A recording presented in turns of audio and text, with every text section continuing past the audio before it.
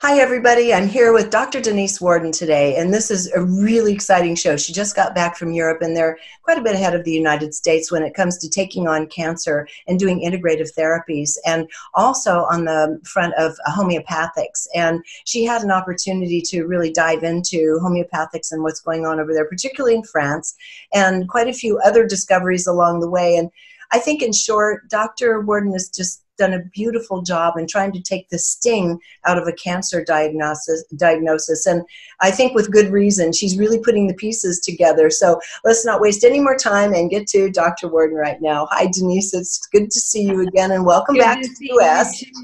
Thank you, Regina. Glad to be back. And it was an exciting trip. And you know me, I'm the person that wants to go around, no matter where it is, all over the world to see what we're doing, not just for cancer, but for any chronic degenerative diseases and what other countries are doing. Sometimes we're ahead in the United States in certain areas, and sometimes we're behind. And when it comes to integrative, I think we're lagging a little bit. I think so. It's certainly there's enough evidence out there to prove that. And I think one of the big problems is when people get diagnosed with cancer, the first thing they do, even in our community listening to us right now, is like they're so frightened that people can fall into behaviors that they normally wouldn't because of the fear, and also forced into either or positions of, oh my God, okay, I have to do only alternative, otherwise I'm going to kill myself with radiation and chemo, or I've got to give it my best shot, I'm going to go with the allopathic medical treatment. And it really forces people into this polarized position instead of an integrative, calm approach to it, which is really what you do. So let's talk about it, what you discovered in France. Right. Well, first, Regina, remember I'm in the middle of completing my book that gives the steps that we're talking about for every patient once they have that diagnosis. I've been waiting for it. I am too. I've been told my literary agent says I have to get so many followers before he wants to go to the big publishers. Oh, so God. Have your listeners get on all that social media stuff and start following me. I did send some fun. I did some Facebook Lives, my first ones I've ever done, and I did it on my way to France and during France, and it was quite successful and a lot of fun, so I'm going to keep doing that. So okay. Yeah. I just want to say that everybody jump on and go to her Facebook page and put some thumbs up and likes on there, because it's really stupid that publishers are forced to or choose to go with social media model before they'll put really good work out in the world. But that is our reality now, so do it. It is the reality. I've got some good publishers that are already willing to do it. I'm just trying to find the best one so I can get it to the most amount of people. Yeah. It's that game we play, right? But we'll get there. So what's it called? The name of the book is called What to Do in 72. And that means give yourself 72 hours, and here's your plan before you walk in and decide on chemo, radiation, surgery, alternative medicine, traditional, integrative, all of it. It's a plan. So I'm excited to have that out soon. Good. So let's launch into the story. Yes. So I was invited to go to France. It was sponsored by Worden, who is the largest homeopathic manufacturer in the world. They invited many of us from different countries. I think there were about 10 or 12 of us from all over different countries. Myself and two representatives from MD Anderson Cancer Oncology Center were the U.S. representatives. And so it was great because they first took us to, outside of Paris, the first integrative treatment center for cancer patients, and it's called the Institut Raphael. And you understand they named it Raphael after the angel Raphael, the angel of healing, and they make that very clear, which I thought was beautiful to start with. Yes. Not afraid to go there. Yeah, to go there. They from high tech to all the things that we already know. So when a patient has cancer in France, everything is paid for, 100%. And we know that we won't go into the politics of what that means, but if you're on the side, if you have that diagnosis and you don't have to worry about the financial end, and it's covering the integrative care, it's a nice place to be, except when you're not and you're paying those high taxes. But I won't get political here. So what they had at the Institut Raphael is the moment that a patient was diagnosed with cancer, and most of the patients were being treated traditionally, Regina, with chemo, radiation, surgery. It depended on what type of cancer, but they wanted the integrative care. So the Institute is a place where they go, and they have therapists that go from hypnosis to color therapy. They had yoga classes constantly for the patients, teaching them the breathing and the spiritual side of going into that as well. That art therapy, a full-time art therapist where they could paint and they could do music therapy. They had a chef that when you're diagnosed, the chef not only, and they brought in beautiful, and it's on my Facebook, some of the pictures and the videos, from the garden that day, big, huge, fresh produce that was brought in. They were cooking not only for the cancer patient, but for the cancer patient's family. Now, isn't that beautiful? You know what it's reminding me of?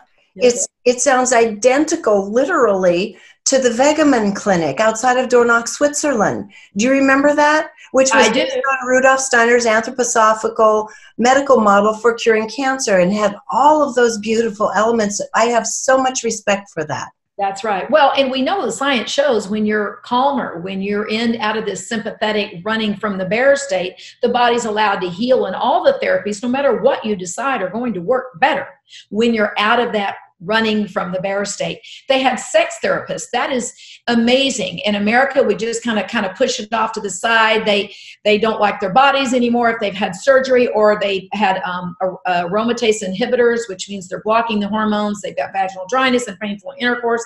Men lose their libido, all these things. And it's an important part of well-being. And in Europe, of course, everything is open, and they immediately have them start talking to a sex therapist as well. Now, those are important, but other things they had high technology for looking for body composition. And this is something I know you'll enjoy, and I did. They have cameras in the consultation rooms that analyze the patient's facial recognition, the facial expressions, so they know whether the patient's really more anxious, more depressed, more grief, and then they can prescribe which of the integrative therapies they think will best help them by the facial recognition. Now, that's high tech. Yeah, that is very cool. So, okay, so let's get on into it, and tell us where you're going to go next with that, and then I want to see where we're going with the homeopathic end of it.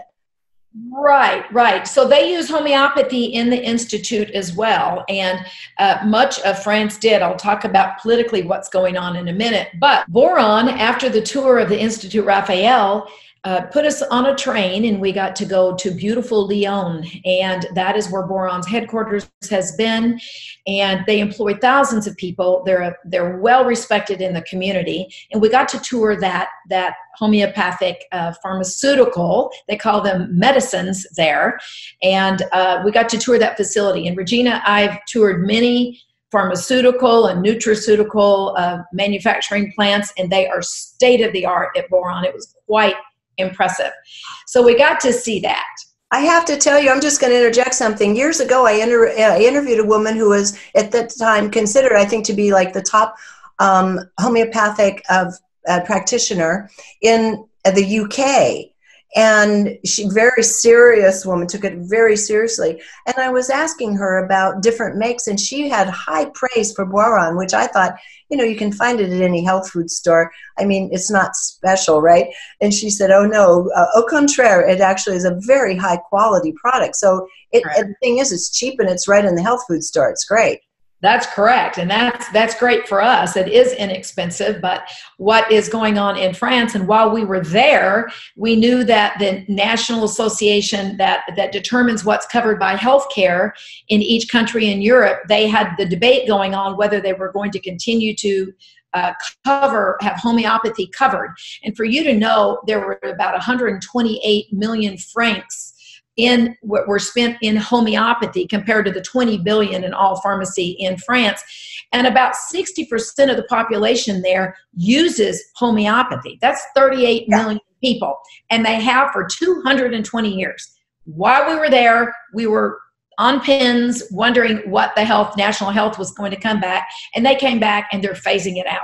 Now, They came back with the ruling. They said, we're going to phase it out. We're not only phasing out homeopathy, but we're phasing out a lot of other natural treatments and some more pharmaceuticals because they really are about trying to overall consume less is their point. But they said homeopathy didn't have enough studies behind it to prove its effectiveness. So, Regina, in all fairness, we need bigger, better studies. We do. But to say there is not enough, I disagree with that because I lecture all the time. I even lectured there at Boron at the Institute Raphael for the different doctors that were there. We have a lot of science and a lot of studies that have been done on homeopathy. Not to mention the 220 years of use. No, yeah, no kidding. Anecdotal use, if nothing else, I mean, for generations of families. But you've been doing really interesting things here in the United States, having to do with, and we talked about this before, some really serious liver problems such as cirrhosis and homeopathics, which most people would think that's impossible. So let's bring that into it a little bit too, and what else is possible. Right. Well, what I know clinically is that homeopathy I have seen work. We can call it placebo if you took a sugar pill for it and many different things. Might be able, and placebo is real. The body's amazing. However, with these injections, I inject different things. Some are pharmaceuticals, some are natural, some are not, some are homeopathic. And what I know is with these homeopathic injections, I watch blood markers go in the right direction. I watch pathologies get better. And I've documented that, especially with this liver injection that you're talking about for fatty liver and cirrhosis. And there's only homeopathy in those injections. So I hope to do more research in that area, get some funding from somewhere, somehow, and that will help prove homeopathy in its own right, that we do have enough science. But that being said, Regina, my take home is, listen, if we say we don't know the mechanism of action, I'm going to call anybody out on that because we don't know the mechanism of action of Tylenol. So if we're going to take homeopathy out because we don't know the exact mechanism, then we have to take Tylenol out and many other medications. Indeed, especially when you think it's that in the pharmaceutical business, oftentimes the results are actually skewed. No one actually knows what's going on with a lot of those various studies because it depends oftentimes, and this is the conspiratorial end, but it's not a conspiracy. I've seen the books on who funds which projects in terms of the release of certain drugs and such. And I was shocked back in the day to find out the industries that were funding the very studies they stood to benefit from if there was a positive perception to the public. And, you know, that is true, but it's also true in the nutraceutical and all. Yes, that. It is. Funds it. You know, whoever can profit from it tends to be the one to fund it. So at some point you have to look at the real data, you have to analyze it, and you have to understand, was it a good study or was it not? Exactly. So, you know, it's hard for the consumers to do that, but that's where myself and others that are in the research community say, this is a well done study, I trust it, and this one, I don't know about yet. It's true. People like you can analyze it, and we don't know who funds these things. By and large, that's not always easy information to find out, whether it's nutraceuticals or pharmaceuticals. So it is important for people like you to just keep digging. That's correct. And speaking of studies, you asked me to bring you some of the more later studies that have been coming out. And I know you've had Dr. Dominic D'Agostino and Dr. Seyfried. We've talked about them on multiple times with each other and on your shows. And so I contacted them this week and I said, okay, what do you have that's new or coming out or is just recently published? So I think it'd be interesting for your listeners to hear about a few. I'd love to hear about it. Okay. So we're back to, now let's pull off of homeopathy for a minute. Before we do that, I want to say this. The day that the ruling came through in France and said that we're going to start phasing it out and no longer pay for it, they had 1 million signatures, 1 million. And they had protests, and in the street was signs. So Boron is going to try to help fight this and hopefully reverse that opinion. Oh God, I hope they're successful. I do too. But remember, our supplements went through the same thing in the United States years ago. They were going to take them off the market where we couldn't have them. They had to be a pharmaceutical, and it was the public that said no. Collected signatures, went to the politicians and said, you're not going to do this. So that's what Boron's going to try to do with homeopathy in France. Germany is watching them. They're going to follow probably the same pathway in England already as well, even though Prince Charles is an advocate. So most of Europe, they're trying to take homeopathy out of the formulary so they don't have to pay for it. So yeah, I don't appreciate that. Let me ask you now, is homeopathic use involved in any of the integrative cancer clinics as well? Is that part of the protocol? Yes. So, yes. So Dr. Bago wrote a book, and I have his book, and I'm a part of his International Homeopathic Cancer Oncology Society. And there are many protocols. There are a lot of homeopathics that are being used. And at MD Anderson here in Arizona, I actually was instrumental in getting homeopathics introduced there for side effects. So we started with the calendula cream for those patients that have radiation burns. And then there's some oral homeopathics being used to help with hot flashes and other things. So MD Anderson, to their credit, has allowed homeopathy into the pharmacy for the side effects that are caused by traditional treatments. So, we're making little headways here, in big ways. So that's exciting. It is. So let's hear about these new studies coming out with Dominique and company. Yes. So we'll switch out of homeopathy for a moment and go back into ketogenic diet, hyperbaric oxygen. That's the metabolic cancer treatments that are really working with the mitochondria inside the cell, right?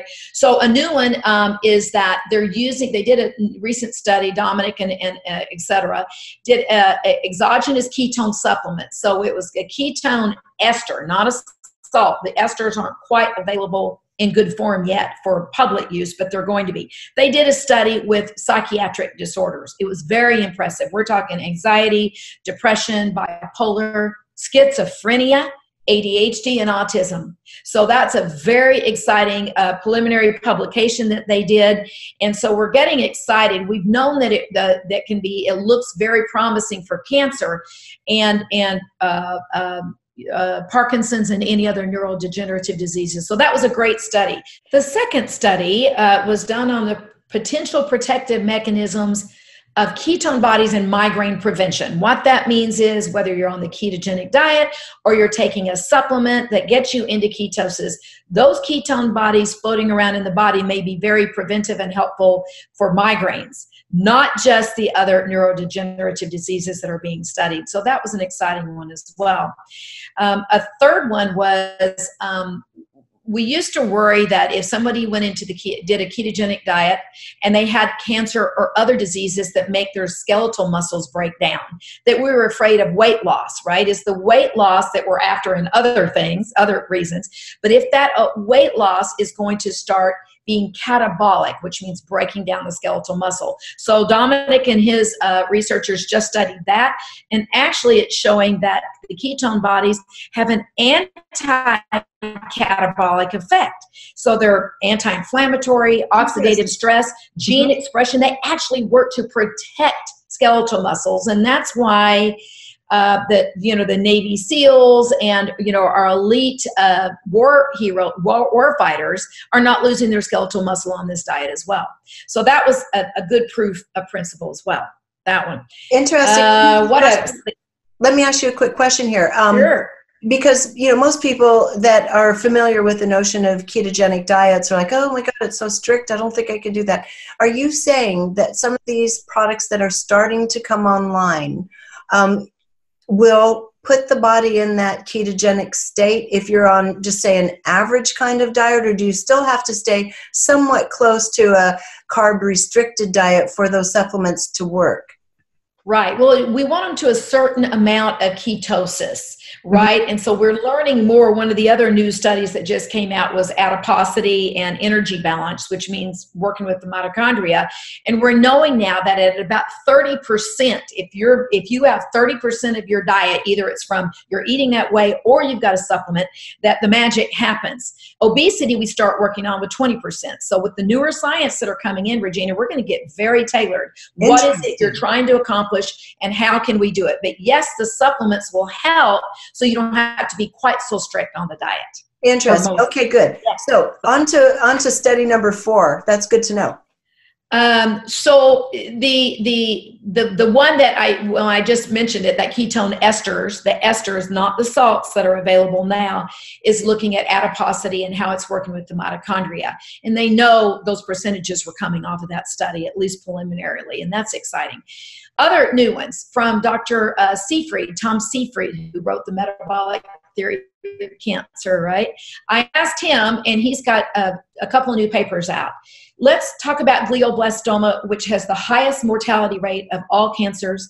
And it's a brain tumor, and it's fast, and it's deadly. And there have been no major advances for improving the overall survival of glioblastoma patients in almost 100 years. Jeez. So his papers are showing that that if we use the therapeutic effect, remember we've got two arms that feed cancer. There's a glutamine pathway that's from stress and other things, and then you have the sugar pathway. So if we do the therapeutic effect of calorie restricted ketogenic diet, that means you're doing keto and you're calorie restricting. If you do that arm to block the sugar, and they use a new molecule called DON, and it's a glutamine antagonist, that's blocking the other pathway. If you do those two things, the results with glioblastoma, they're increasing the lifespan of these patients, the quality of life, and it's looking very, very promising. And his paper is saying, why wouldn't we do this? In late stage glioblastoma, there's nothing else that traditional cancer care can do for us. Why would we not be doing those two things? And that's one of his papers. The other one is, and the title is, Should Ketogenic Metabolic Therapy Become the Standard of Care for Glioblastoma? So that's available for anybody to see. And he's challenging it because he's saying, this is the worst, hardest cancer that we work on. We haven't had any advances. Why aren't we doing this? And so he's really taking it on, and with us behind him. That is so exciting. And yeah. Even though that is the most stubborn and perhaps most difficult to work with, the same strategy applies, it seems, to most cancers. Is that correct? That's correct. And if you think about that, most cancers, the gene mutations that arise, that cause the cancers, the gene mutations are really, in our opinion, a result of the destabilization of that mitochondria. So we're back to most cancers being a problem with the mitochondria. So all the therapies we're talking about, from ketogenic, calorie restriction, the DON, the hyperbaric oxygen, all these things that we're learning more and more about are targeting that and helping that mitochondria come back to a better function.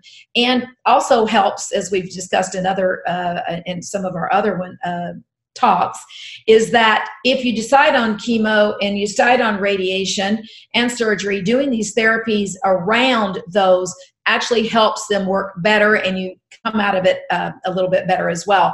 So that's back to the biggest paper I think out there right now. It's called Press Pulse Therapy. Dr. Seafried, Dominic D'Agostino, Angela, all the ones that are studying this. That paper is showing us that the timing is critical when you put these therapies in relationship to all other therapies.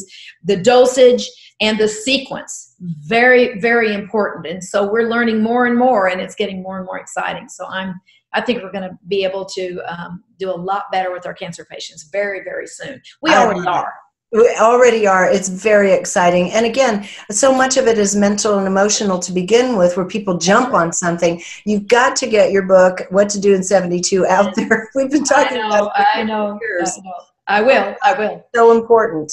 I want to tell you about something else coming up that's exciting. I leave next week for Boston. Yes. And that is the microbiome has become this huge area of study, right? And remember, the microbiome, we're mostly bugs, and only a few little bit of us is our DNA. So that metabolic symbiosis, that means between us, the human host, and the microbiome, is a big area of study, both from big pharma, biotech companies, nutraceuticals, everybody's on it.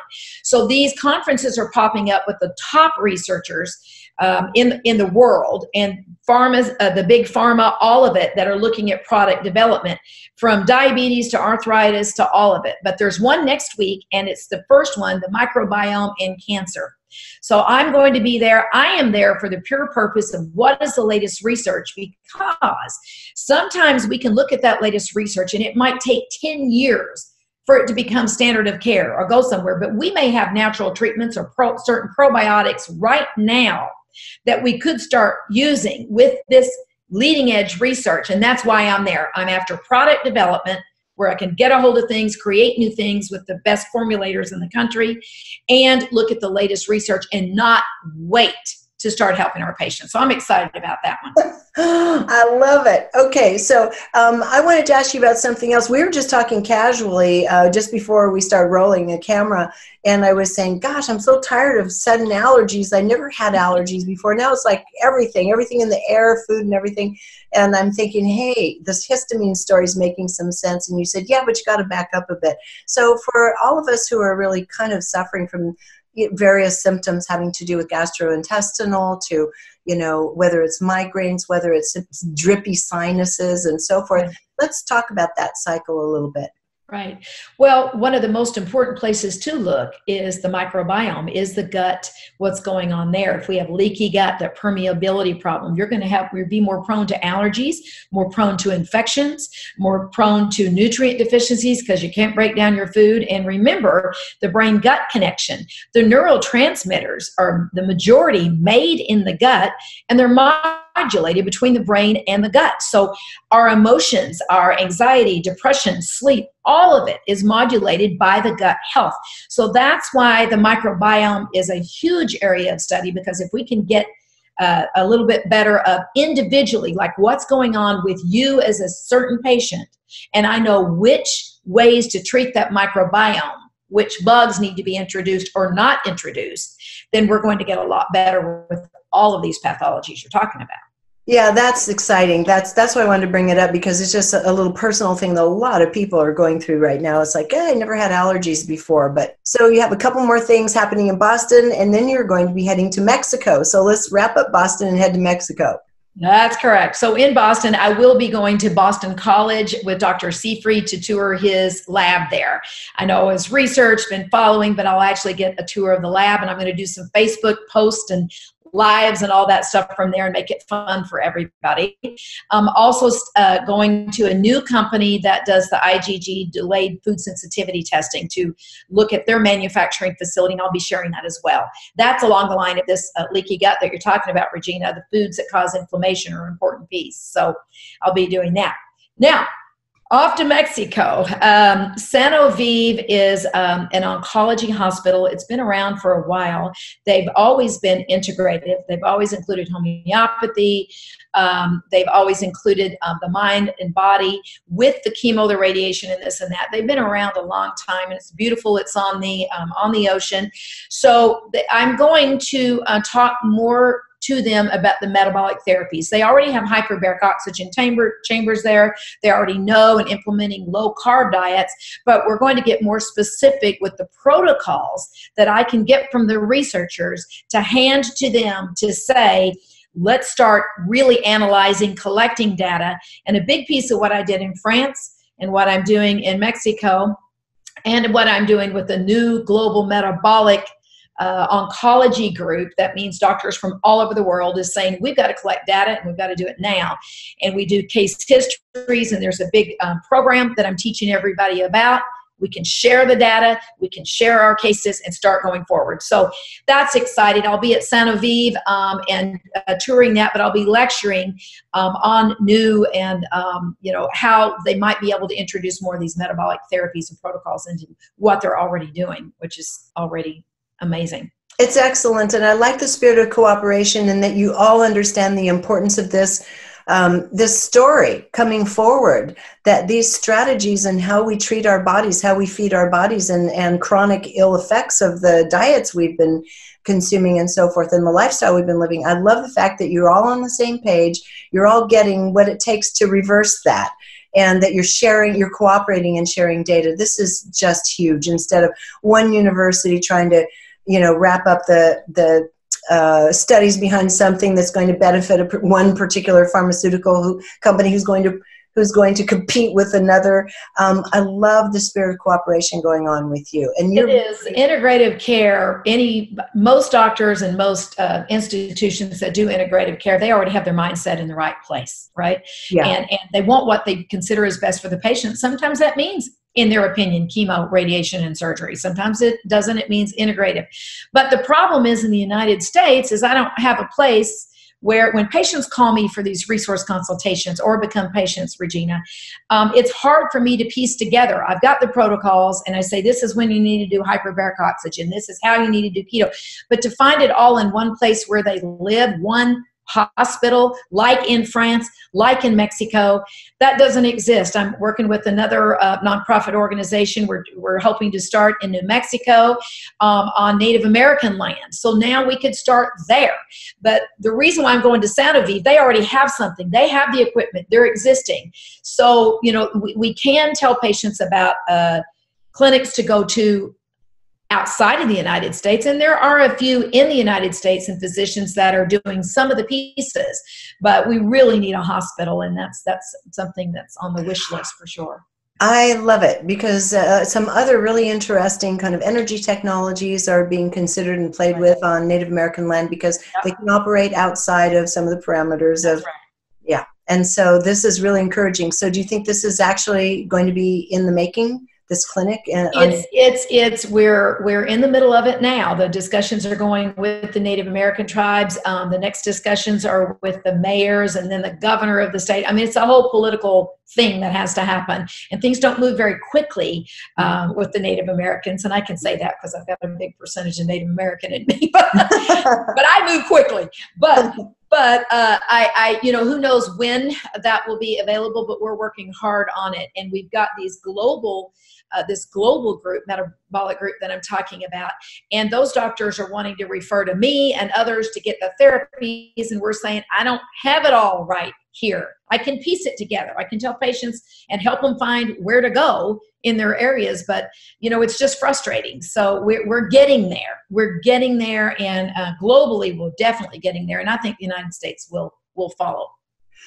What is the name of the clinic in Mexico again? We haven't named it yet. Oh, we haven't named it yet. It is we have to get all the checks crossed and all that with the Native American tribe to make sure that we're. Yeah, no, I'm referring to the one in Mexico you were just talking about. Yes, it's Santa Fe.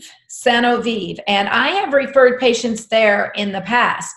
And, you know, I what I can say is I don't have the data to know that they are giving results that would be different.